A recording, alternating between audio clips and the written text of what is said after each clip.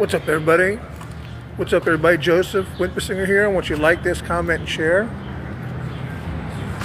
If you're American first, in this video, we're going to talk about the history of Britain and the Middle East. I did also do a lot of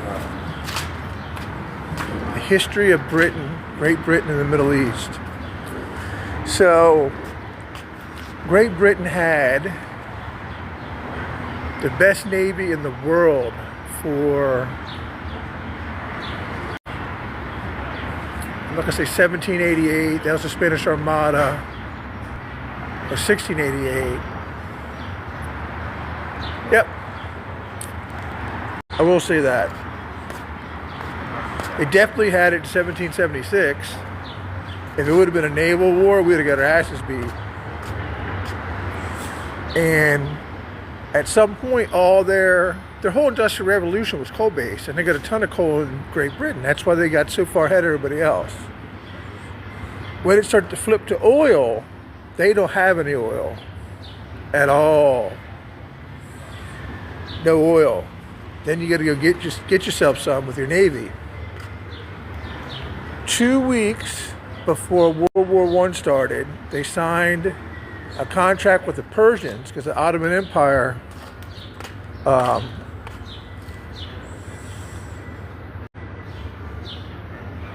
they needed to get the Ottoman Empire to collapse to make that Persian deal any good for 51% of whatever oil came out of Persia, which is Iran now.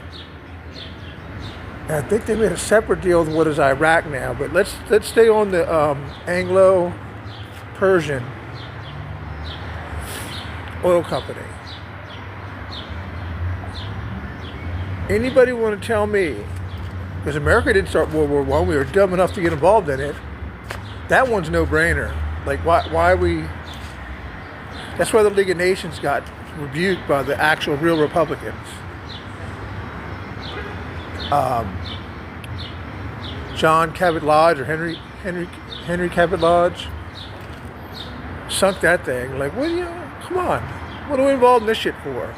Just like Trump. Trump's like, what's the point? What's the point of, what is it, NATO? Right, wrong, or different, he decided to go in. They're NATO partners. It's been that way, and they all say, nah, we're not gonna help you. Okay. Then what do I need you for? We don't need NATO.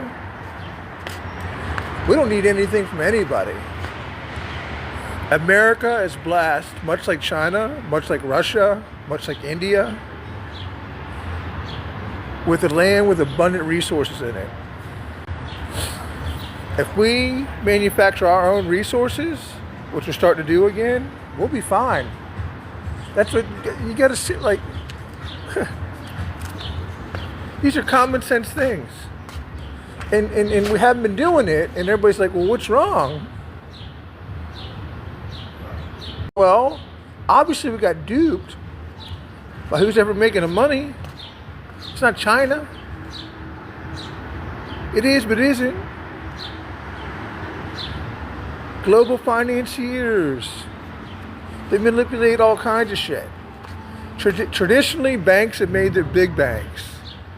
Okay, traditionally the big banks have made their money financing both sides of the war. Which, if you're a multinational entity, whatever, I'm not even hating on them. You're a bank. Banks are in business to make money. So if you're a multinational bank, a multinational corporation, okay, business is designed to make money. Do it, but don't get pissed off when I call your ass out. I say, hey man, that is not America first. This is fucking us. This is screwing us. It's such a fucking convoluted mess, like I was saying in my last video. If you want to look at all the global financial, which I believe is getting ready to go sooner or later to one currency, to try to make a one world government, one world religion, and one world currency. We're talking about finances right now. To one currency, to try to make a one world government, one world religion, and one world currency. We're talking about finances right now. You want to sit here and tell me? And let's not watch a video to point this shit out. I'm gonna fact check it. I'm a history guy. Oil. Right when the cars, it's not even that. It's all bullshit too. It's to power the factories. To power the factories. The Navy was to make sure your ships can deliver the goods. The mercantilist system was, hey, give us your resources and we'll send you back properties. Well, what do we need you for? Like, what do we need you for? That's what mercantilist system was. You give us your natural resources, we give you back products. We don't need China. China doesn't need us. I guess you can't really stick your, unless it makes sense, agreements that benefit us in China, not some third-party banking asshole. That's what Hegeth got up and said at some Far Eastern conference. Mutually beneficial relationship. Trump got his point across to China, and some of that trade deficit came down. Now it got worse in other areas, but a lot of that stuff, we want to be producing things that make money. Clothes don't tend to make all that much money, shit like that. Like, who cares? Let's get the big things back. 122,000 private sector jobs in May. The economy's starting to boom. So you can't listen to the news. Oh, the economy sucks. Oil prices are through the roof. Go check out Brent Oil. See who runs that shit.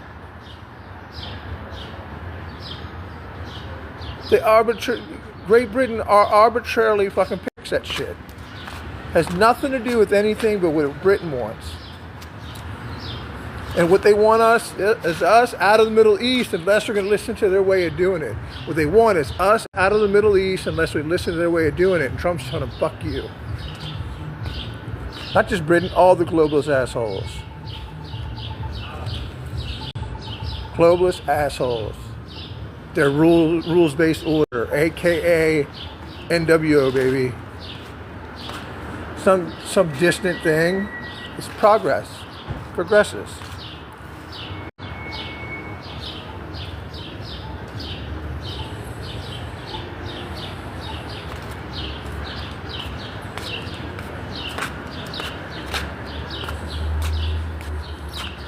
So it was 1913. The war started right around 1913, I think, or 1914.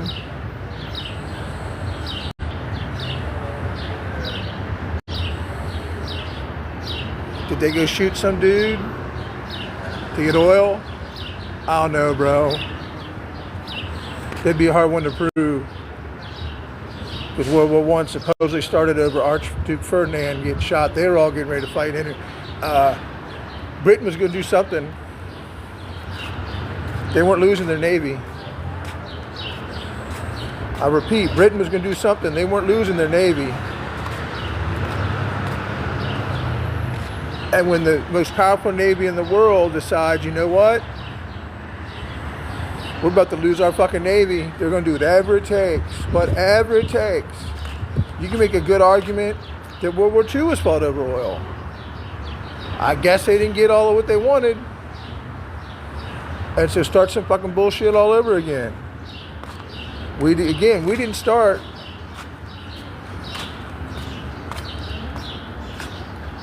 World War II.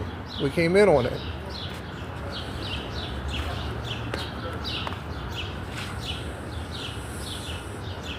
Wake up, people. Wake up.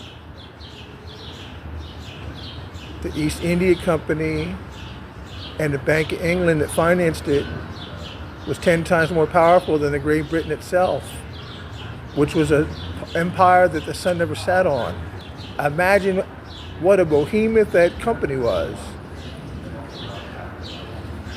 You walk down that way, Marriott International, humongous building. Humongous building.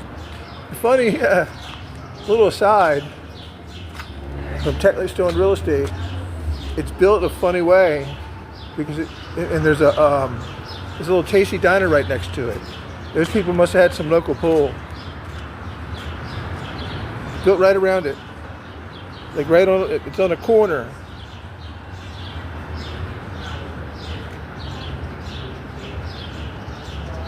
I bet you them people went through hell.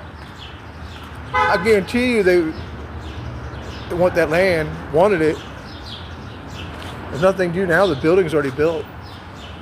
That's the international headquarters of a major freaking company worth $60 billion. And every single building right around here. This looks like DC. Never used to. It's all because that building was built. So I'm not hating on anybody. Do what you got to do, Marriott. But don't get pissed if I call you out on it. I'm not saying they've done anything.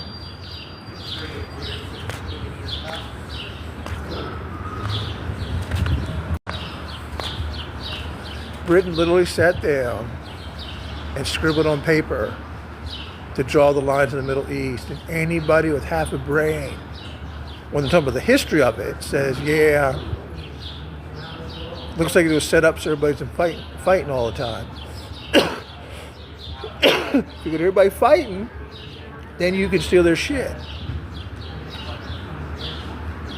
So we know there's oil there. No, there's oil there, still oil there. 20% of the world's oil flows through the Strait of Hormuz that we don't need. We got our own shit. Matter of fact, Britain gets most of the oil from us. Turn it off, fuck you. Stop doing crazy shit. Not that it's even the country's fault, it's a corporation. Corporations. The City of London isn't the City of London. The City of London is a corporation. Banks. It's a financial center like Wall Street. But it's its own sovereign whatever. The only thing like that I know of is Vatican City. And the Pope lost land. He lost land. That was the last little bit they were giving him. He wanted to be sovereign. Had enough power to do it. How powerful do you have to be?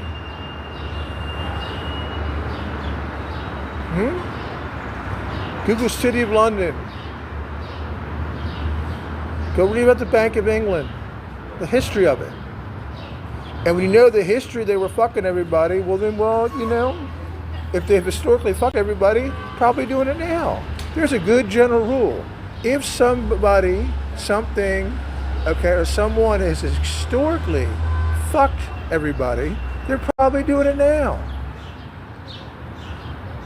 That's why we're a bunch of idiots. We don't even look into this history. I didn't know any of this shit, and I got a history degree. Short little video. Well thought out, well done.